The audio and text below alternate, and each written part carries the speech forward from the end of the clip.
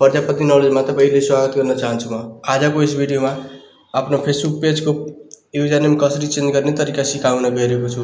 So तपाईले भिडियोलाई एन्डसम्म अवश्य हेर्नु होला। यदि भिडियो राम्रो लाग्यो भने भिडियोलाई लाइक र एउटा प्यारो कमेन्ट पनि गरिदिनु होला। साथै हाम्रो च्यानललाई सब्स्क्राइब पनि अवश्य गरिदिनु होला। आउनुहोस् यस भिडियोतर्फ लागौँ। युजर नेम चेन्ज गर्नको लागि सबभन्दा पहिले तपाईले आफ्नो फेसबुक एपलाई ओपन गर्नु होला। आफ्नो पेजलाई लगइन गर्नु होला। लगइन गरिसकेपछि यो माथि प्रोफाइलको आइकन हेर्दै हुनुहुन्छ त्यहाँ चाहिँ क्लिक गर्नु होला। त्यसपछि तपाईले माथितिर तीनटा लाइन रहेको छ, यता हेर्न सक्नुहुन्छ। तीनटा लाइन रहेको छ कुनामा, यसमा चाहिँ क्लिक गर्नु होला। त्यसपछि सेटिङ एन्ड प्राइभेसीको अप्सन हेर्न सक्नुहुन्छ, यसमा चाहिँ क्लिक गर्नु होला। त्यसपछि सेटिङमा क्लिक गर्नु होला।